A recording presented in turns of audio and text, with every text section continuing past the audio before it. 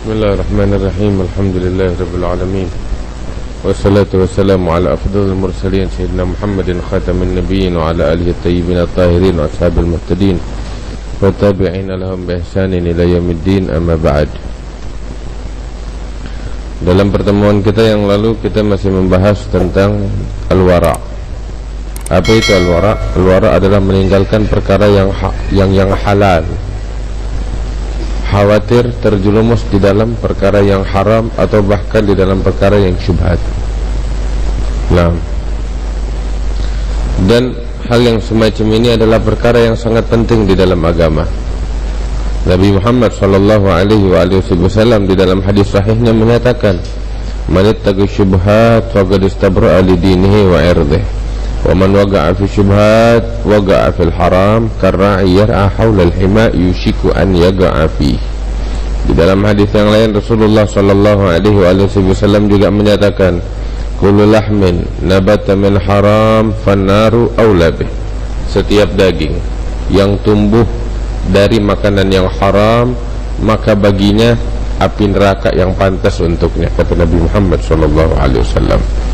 Kemudian di sini dibahas oleh Sayyidina Al-Habib Abdullah bin Abdul Haddad bahwasanya orang yang selalu makan makanan yang haram atau syubhat,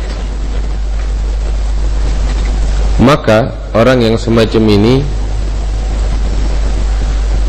sulit untuk melakukan amal yang saleh.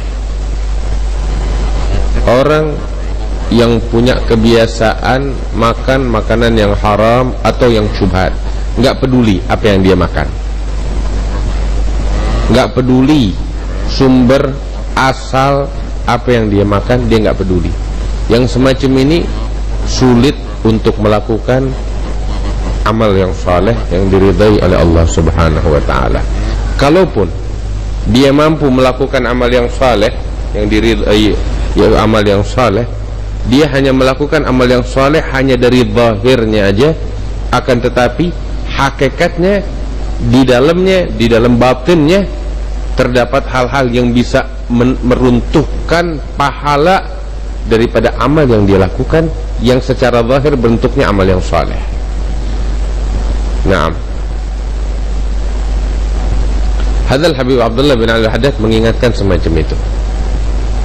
Orang yang punya kebiasaan memakan makanan yang haram atau yang syubhah, nggak peduli apa yang masuk ke dalam perutnya, maka orang yang semacam ini sulit baginya untuk melakukan amal yang saleh, perbuatan yang baik, perbuatan yang saleh. Kalaupun dia mampu melakukannya, dia melakukannya dengan segala kekurangan, dengan segala cacat yang ada di dalam hati dan jiwanya dan batinnya, sehingga amal saleh yang secara fisik, secara zahir dia lakukan, tapi nggak ada artinya sama sekali, nggak diterima oleh Allah Subhanahu wa taala, dan nggak ada buahnya, nggak ada pengaruhnya bakal diri dan pribadinya dia. Naam, sebab pondasinya dari awal udah nggak bagus. Ditambahin lagi oleh Habib Abdullah Haddad, diperjelas lagi bahwasanya wa ala kulli hal falladhi ya'kulul haram amaluhu mardud. Orang yang makan makanan haram, amal perbuatannya ditolak oleh Allah Subhanahu wa taala.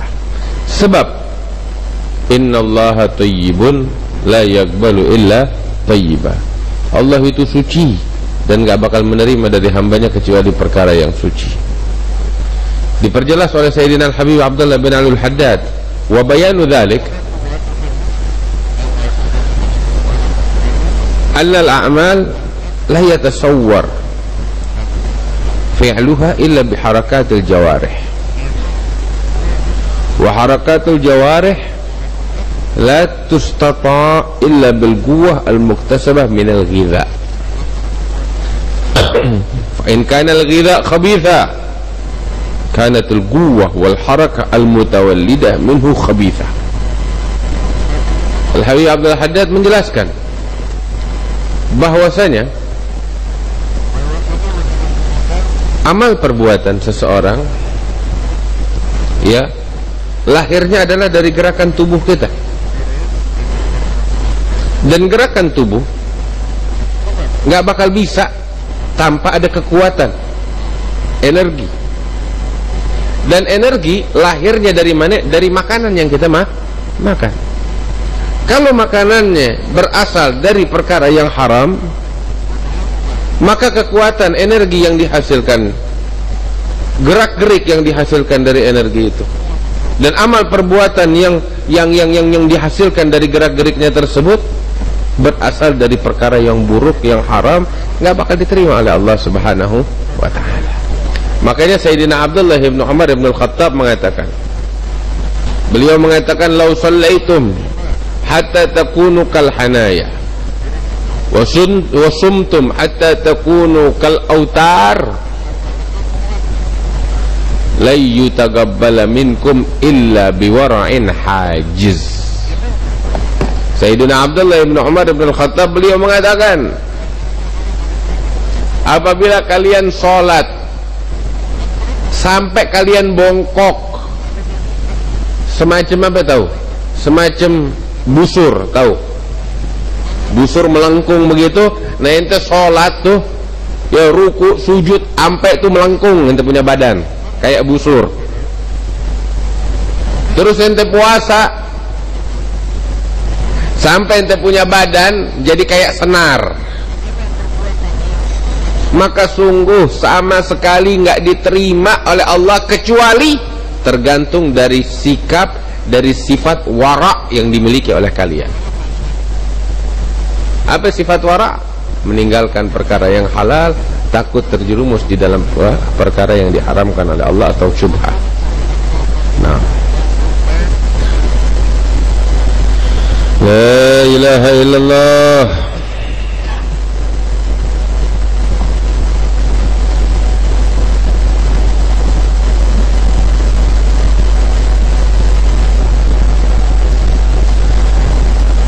Di dalam hadis diriwayatkan, man ishtara thawban bi 'ashrat darahim wa fiha dirhamun min haram lam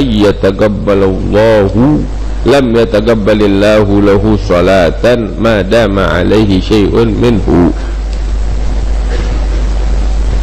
Barang siapa beli sebuah pakaian seharga 10 dirham, 9 dirham halal, 1 dirham haram. Beli baju harganya 10 dirham, atau kalau pakai duit kita harganya 100.000, 90.000 duit yang betul-betul halal, 10.000 duit haram.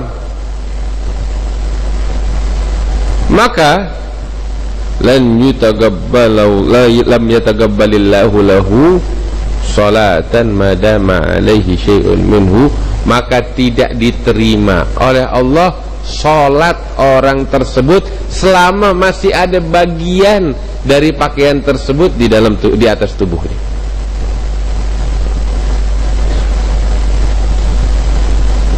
Salatnya nggak diterima selama masih ada bagian dari itu pakaian di atas tubuhnya. Itu di dalam hadis kayak begitu. Padahal 90.000 halal, 10.000 doang yang haram. Nggak diterima sama Allah, walaupun cuma sehelai benang yang masih ada di atas tubuh kita, nggak diterima itu salat oleh Allah. Habib Abdullah Haddad ngingetin, bilang sama kita, lihat itu 90 atau 9 dirham halal, 1 dirham haram. Bagaimana kiranya kalau semuanya dari haram? Dan itu pakaian, bagaimana kiranya yang udah bercampur sama darah daging kita, makanan? La ilaha illallah. Makanya hati-hati, jangan sembarangan. Orang pergi ke masjid, dia sembahyang, waduh khusyuk banget sholatnya, pulang sendal dia hilang, udah deh ambil sendal orang lain aja. Sama. lam yataqabbalillahu lahu salatan ma dama alaihi syai'un minhu.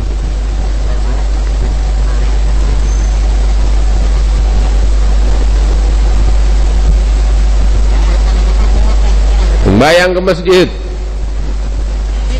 pulang tengah jalan lihat ada duit di jalanan, main ambil aja, nggak boleh. Wah, ada duit hilang nih, untung bakal gue nemu duit. Nggak ada istilah nemu duit, dengan tinggalin. Ada lagi, Masya Allah, hadir maulid, ya Rabbi salli ala Muhammad, ya Rabbi salli alaihi wasallam. Pulang bawa handphone banyak banget.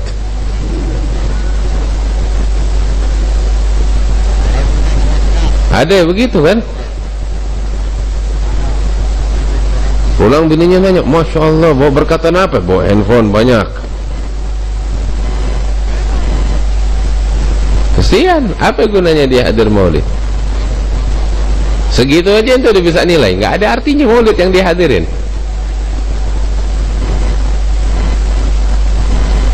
Karena itu jaga diri kita dari perkara yang diharamkan oleh Allah. Sayyidina Imam Ahmad bin Hanbal itu setiap kali dia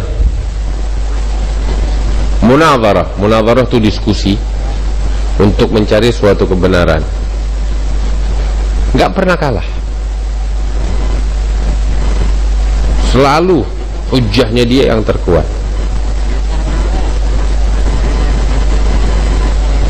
Cuman dia suka ngeluh. Kenapa?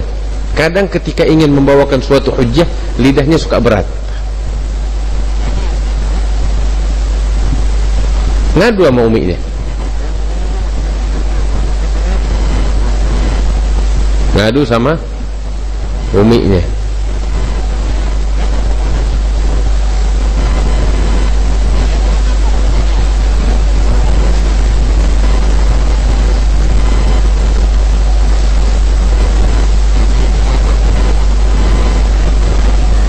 Habis dia ngadu, uminya bilang, ngadu Imam Ahmad, dia cerita, ini lisan kadang suka berat ketika berucap. Apa sebab? Uminya bilang, la'alla dzalika min athari tufahah. Mungkin itu sebab bekas-bekas sisa-sisa dari apel. Apa itu? Ah, ente nggak tahu kan? Ente punya abah Muhammad bin Hanbal. Ada Imam Ahmad bin Hanbal, nama abahnya Muhammad, Ahmad bin Muhammad bin Hanbal. Ente punya abah tuh orang saleh, orang yang takwa sama Allah, nggak pernah seumur hidupnya tuh masuk ke dalam perutnya perkara yang haram.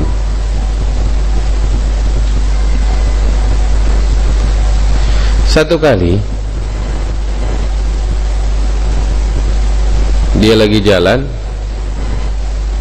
di pinggir sungai, nggak sengaja, lupa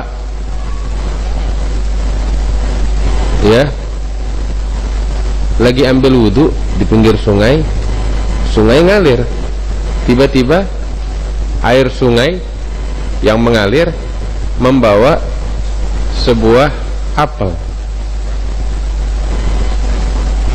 ngalir tuh. Imam Muhammad bin Hanbal, abahnya Imam Ahmad, ngeliat tuh apel, diambil sama dia, dimakan segigit.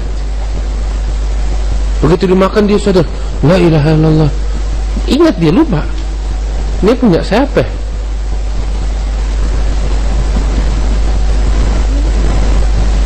Udah, dia kebingungan. Akhirnya dia telusurin itu apa, sungai. Ini pastinya dibawa sama air sungai, berarti dari satu perkebunan yang di samping, di pinggir sungai. Ditelusurin sampai berkilo-kilo di jalan, sampai akhirnya dia dapat perkebunan apel. Dan memang banyak pohonnya itu, ya, dahannya berada di atas itu sungai, sehingga banyak apa, beberapa buah yang jatuh ke sungai dibawa sama aliran sungai.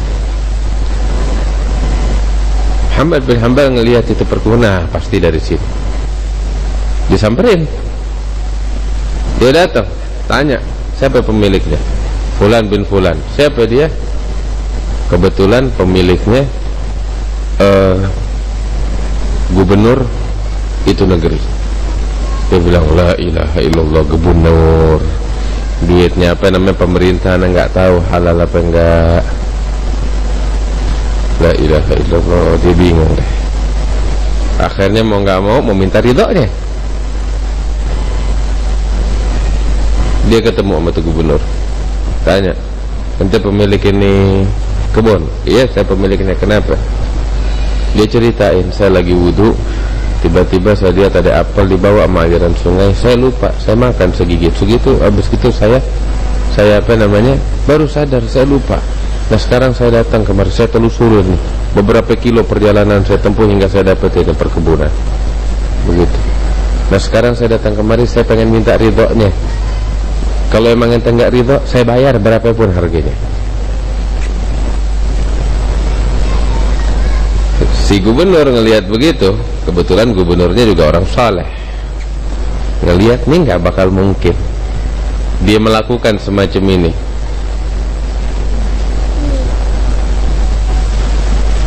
Melainkan dia orang saleh. Nggak ada orang biasa bikin begini.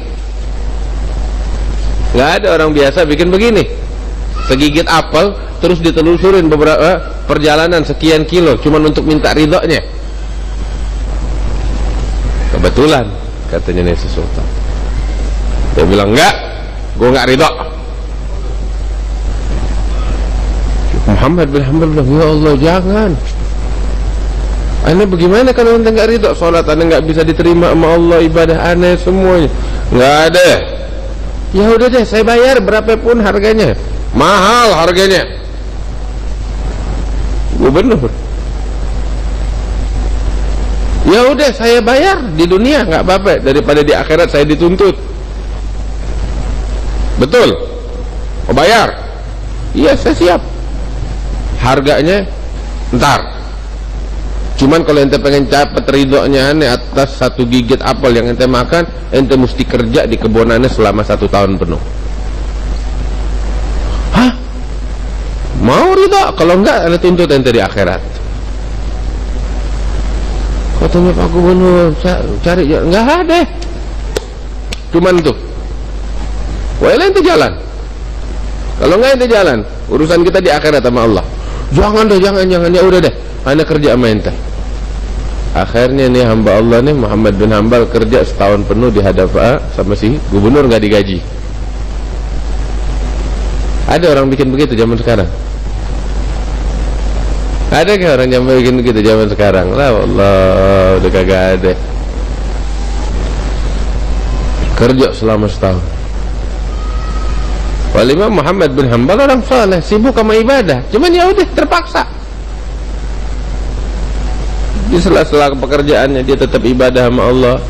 Setahun penuh tinggal kerja demi untuk cari ridhonya segigit apel.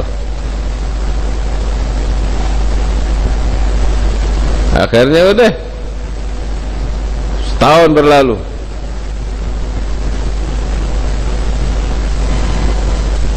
Dan sekarang saya minta ridhonya. Enggak, kan udah kerja setahun. Enggak, tambah lagi 6 bulan sampai setahun lagi. Ya mau, kalau enggak tuntut akhirat, tambah lagi setahun. Oh deh, setelah 2 tahun berlalu, datang sekarang saya minta ridhonya, mohon jangan ditambah-tambahin lagi. Katanya baik, tinggal 1 persyaratan aja. Nah ini cerita yang saya ceritakan diriwayatkan juga dari Ahmad bin Hanbal, ya, diriwayatkan juga oleh Abdullah bin Mubarak atau ghairuh kathir. Nah, akhirnya ini gubernur bilang, syarat yang terakhir apa? Syaratnya, ane punya anak, kesian dia cacat, ane lagi cariin bakal dia suami. Muhammad bin Hanbal, ya ane sibuk sama ibadah, jangan suruh anak kawin. Kawin cuman bakal apa namanya, tambahin ane beban. Ane udah asyik ibadah sama Allah, mau ridhonya ane, kalau enggak tuntut di akhirat. Ya Allah, ya udah deh akhir baik. Cuman kesian, anda punya anak nih cacat. Aduh, cacat lagi. Mending kalau kawin sama perempuan cantik. Enggak, cacat. Cacat bagaimana ya? Tangannya buntung, kakinya buntung, terus apa namanya, buta, tuli, apalagi bisu. Hah? Ada suruh kawin sama yang beginian? Bagaimana saya mau ibadah sama Allah? Sama yang bagus saja bakal ganggu ibadah saya. Bagaimana yang beginian? Tuli, buta, bisu, buntung, kaki buntung. Bagaimana? Mau saya bawa pakai gerobak apa gimana? Mau? Atau ada tuntutan dari akhirat? Ya udah di akhir, udah dia agak, dia agak. Begitu selesai agak ya udah. Redo sekarang aneh. Ayo ente temuin deh, urus ente punya bini. Mana ente punya bini? Silakan, di kamarnya. Begitu masuk ke kamar, dia keluar lagi ketakutan. Tanya sama si gubernur dan mertuanya, kenapa ente keluar lagi takut? Dia bilang salah kamar aneh. Hah? Bagaimana salah kamar? Ente bilang bini aneh apa buta, tuli, bisu, buntung, kakinya juga kangannya. Aneh masuk dapetin dari perempuan cantik sempurna, nggak ada kurangnya. Masuk lagi, salah lihat kali loh. Enggak, masuk salah lihat, orang itu kamarnya nggak punya anak selain dia. Masuk kabur lagi keluar. Kenapa? Aneh nggak salah lihat tuh, perempuan cantik banget, bukan punya aneh tuh, yang punya aneh yang buntung, yang cacat. Akhirnya gubernur bilang, enggak, itu ente punya istri. Hah? Kok dia? Iya, kan ente bilang buntung, cacat ini itu. Dia bilang iya, aneh punya anak, aneh didik dari sejak dia kecil.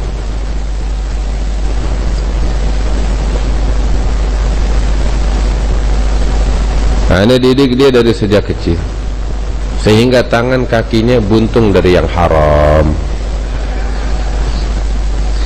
Dia punya mata, dia punya telinga, dia punya lisan, ya, buta dari yang haram, tuli dari yang haram, bisu dari yang haram. Kesibukannya hanya ketaatan untuk Allah Subhanahu wa ta'ala. Nah, saya punya anak udah sempurna.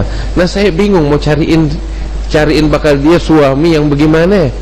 Kesian, udah sempurna dapat suami nggak sempurna.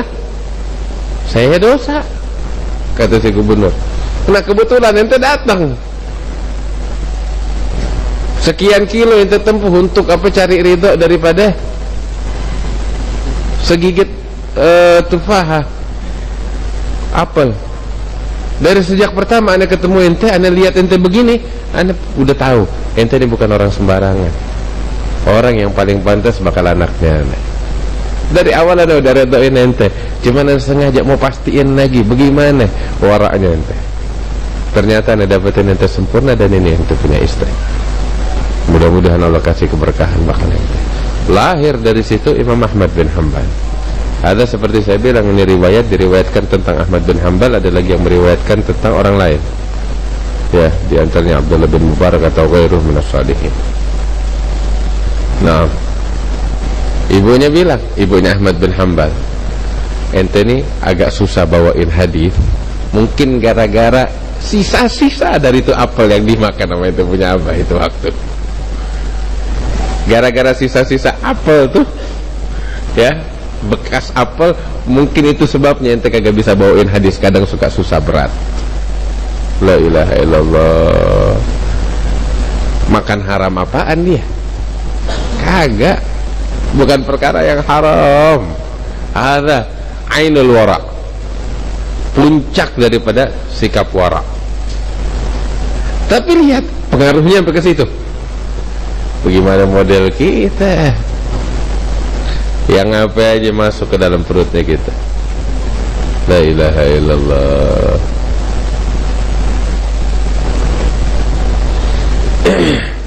Ada lagi Al-Imam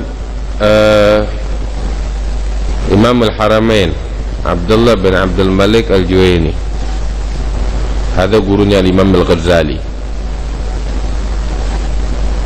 sultan ulama di zamannya, pemimpin para ulama, pemimpin para aulia di zamannya. Al-Imam Al-Juwaini, Imam Al-Haramain, Abdullah bin Abdul Malik Al-Juwaini. Dia juga begitu. Setiap diskusi berdebat nggak pernah kalah, kecuali satu kali. Ketika dia berdebat kalah, dia ngadu sama ibunya.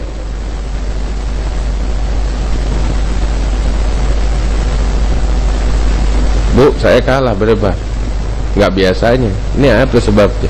Ibunya ketawa, dia bilang la'alla dzalika min atharil masfah. Mungkin itu sebab hisapan yang tersisa. Hisapan apa? Ente punya abah nih, Al-Imam Abdul Malik Al-Juwaini, dia ulama besar juga, wali besar. Waktu saya hamil mengandung engkau, dia betul-betul menjaga perhatian, nggak rela makanan masuk ke dalam perutku melainkan yang betul-betul halal. Dari sejak mengandung, dan dari sebelumnya juga begitu, cuman diperhatikan lagi dari sejak mengandung hingga engkau lahir. Ketika menyusui, dia berikan kepada saya makanan dari harta yang paling halal, sehingga susu yang engkau minum itu sumbernya dari makanan yang paling halal, dari makanan yang paling halal. Dan dia betul-betul perhatian, gak rela sedikit pun perkara haram masuk ke perutku ataupun ke perutmu. Dia punya abah. Satu kali ada kejadian. Apa kejadiannya? Itu waktu saya lagi masak, engkau lagi masih bayi, lagi di tengah rumah sendirian. Kebetulan tetangga rumah masuk. Tetangga rumah masuk. Biasa tetangga datang nongkrong di rumah. Saya lagi masak asyik, engkau nangis, pengen nyusu. Ini tetangga nggak tega ngelihat engkau nangis. Dia gendong engkau, disusuin sedikit. Saya ngelihat gitu, buru-buru saya tarik. Tapi mau bagaimana? Susu udah masuk ke perut, susu punya tetangga. Akhirnya abahmu pulang, saya cerita. Abahmu dengar begitu, dia marah besar. Apa yang dia lakukan? Engkau diambil oleh ayahmu ini, ayahmu ini memasukkan jarinya ke dalam mulutmu sampai engkau muntah. Itu keluar susu yang kau minum, dicolok lagi sampai muntah lagi, sampai nggak terkeluar kecuali darah, baru dia berhenti.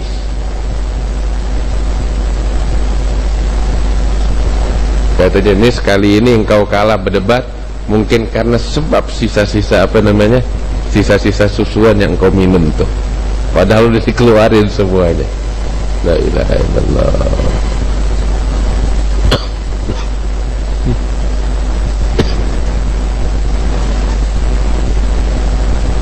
Hakadha kanu. Begini mereka orang, nggak sembarangan.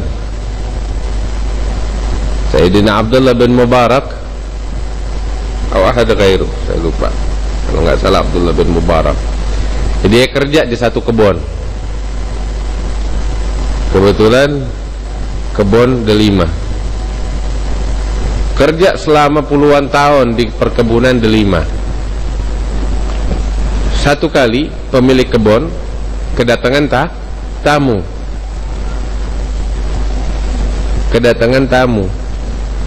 Pemilik kebun mau pengen jamu tamunya nih, kebetulan lagi panen. Dia panggil Abdullah bin Mubarak, sini, coba ambilin bakal saya beberapa buah dari delima, tapi pilihin yang manis ya. Iya, kan tukang kebun pastinya tahu mana yang manis, mana yang asam. Ambil, sediain. Tamu pada makan, keaseman semuanya. Asam nih. Si pemilik kebun malu, tamunya dapetin yang asam. Akhirnya panggil, gimana ente ngambil buah yang asam? Saya bilang cari yang manis. Ambil lagi gitu. Ambil lagi. Datang, dapetin asam lagi. Hah? Kok bisa? Bagaimana ente? Udah puluhan tahun kerja di sini nggak bisa ngebedain mana yang manis, mana yang asam? Dia bilang, iya majikan. Saya selama puluhan tahun kerja di sini, saya nggak pernah nyicipin, sebab bukan hak saya. Dia bilang, saya di sini cuma kerja ngurus doang, bukan hak saya untuk makan. La ilaha illallah, puluhan tahun dia kagak tahu tuh rasanya.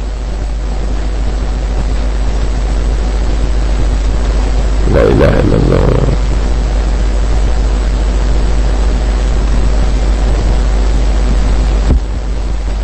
Terus makanan halal tuh obat. Penyakit yang nggak bisa disembuhin sama makanan yang halal. Dan sebaliknya makanan yang haram penyakit. Ada satu orang di zaman Sayyidina Syekh Abu Bakar bin Salim.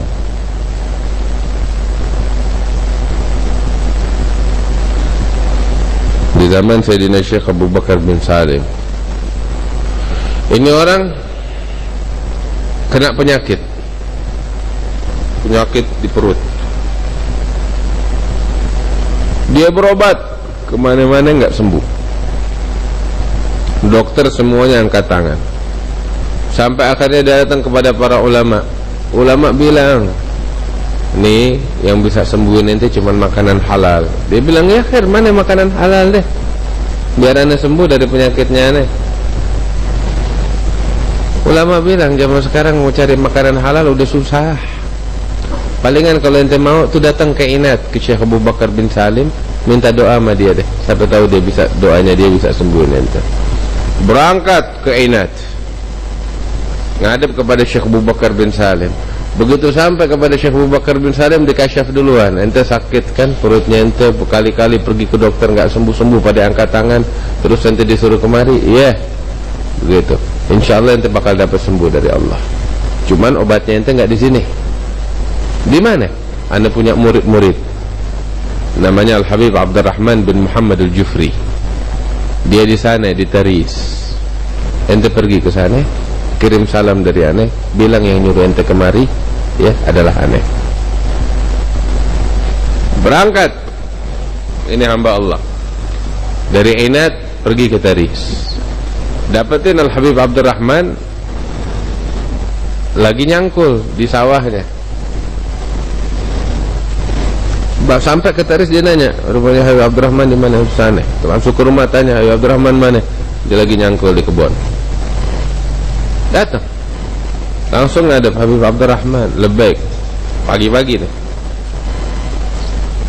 Aneh diceritain begini dan begitu, dan punya guru Syekh Abu Bakar kirim salam nyuruh aneh kemari. Dan Habib Abdurrahman dengar begitu ngucapin alaihussalam.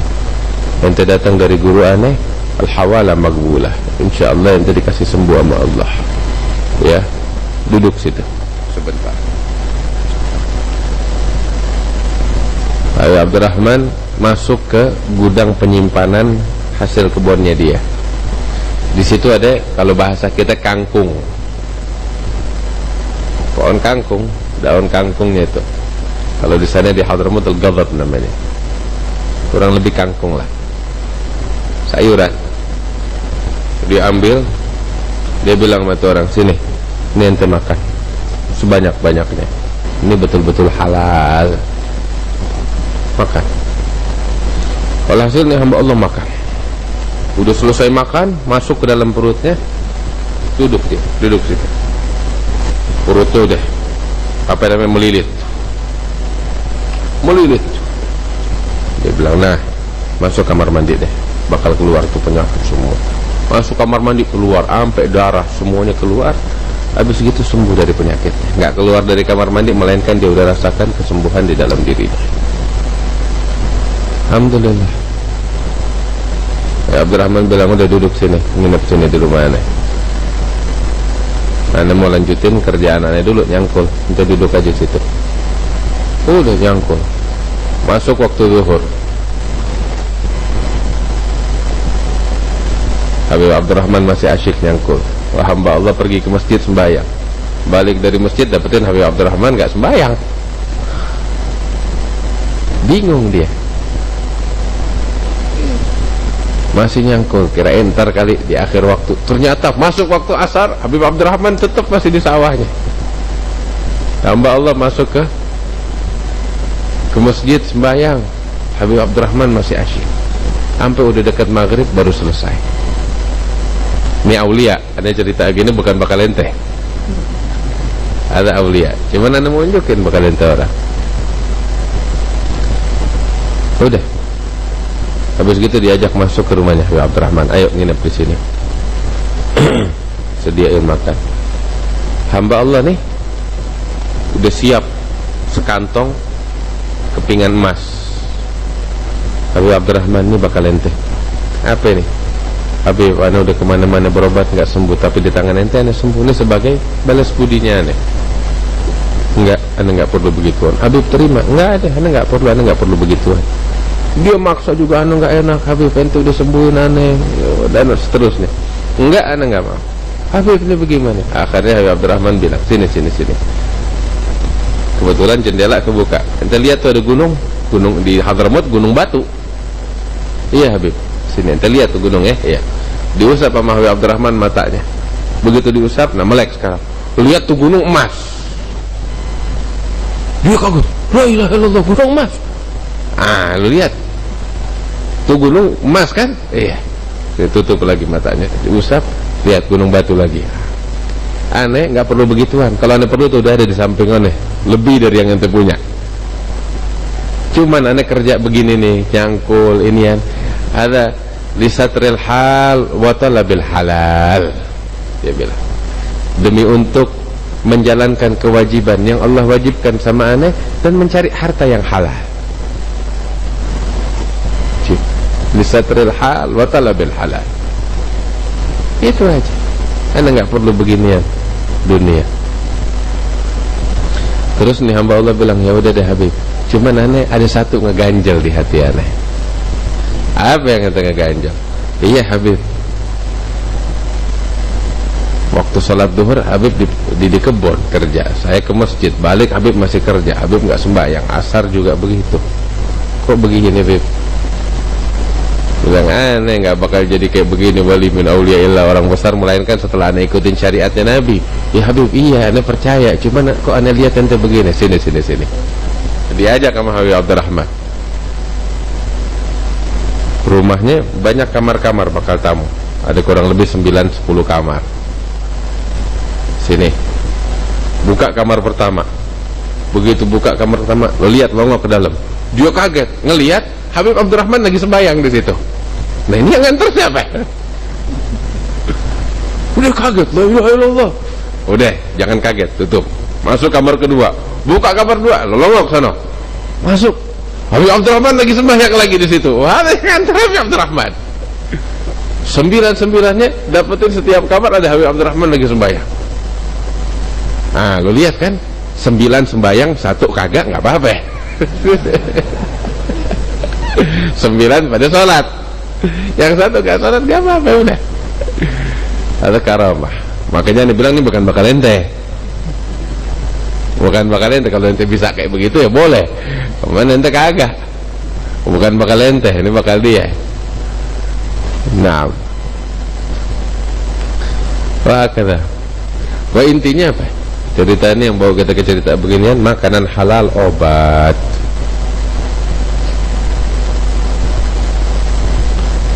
Ada satu orang lagi juga begitu, orang sakit kemana-mana nggak sembuh, akhirnya diunjukin, Syekh, ente yang bisa nyembuhin ente cuman makanan halal. Di mana ente bisa dapetin? Tuh si fulan. Datang ke sana, dia cerita, dia bilang, betul, dulu keluarga kita memang keluarga yang dikenal sebagai keluarga yang makanannya halal, tapi itu dulu, sekarang udah enggak. Kok gitu?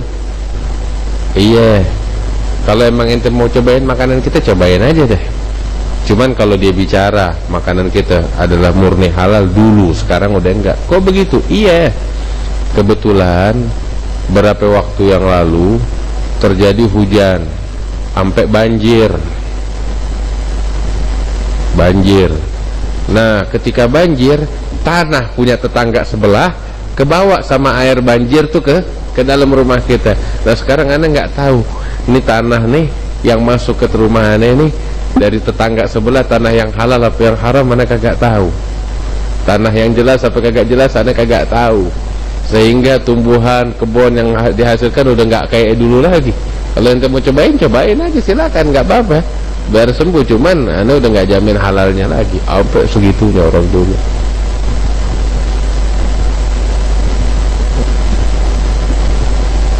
Al-Habib Abu Bakar bin Abdullah Al-Attas, gurunya Habib Ali Habsyi, satu kali diundang makan di Seun. Itu waktu nginep di rumah salah seorang, disediain makan malam mereka sederhana, telur rebus, ada berapa butir sama roti. Begitu mau makan, mau dikupasin tuh telur, Habib Abu Bakar bilang, ini ente boleh kupas, yang ini ente boleh kupas, yang ini boleh ente kupas, ini berapa biji jangan ente kupas. Bingung, telur sama telur, tapi kalau yang ini boleh dikupas, yang ini kagak. Ini yang ngejamu Habib Abu Bakar bilang, Habib, apa bedanya? Udah dengar kata aja deh. Enggak, Anda mau tahu. Abu Bakar bilang, ente gak percaya ya, ente tanya sama keluarga ente yang masak tuh di dalam. Dia masuk ke dalam, ini telur dari mana? Bilang, 3 butir milik kita, dan berapa butir Anda ngambil dari tetangga. Balik Habib Abu Bakar, hati telur begini ente tahu mana yang halal mana yang haram? Iya, Anda tahu. Kenapa begitu?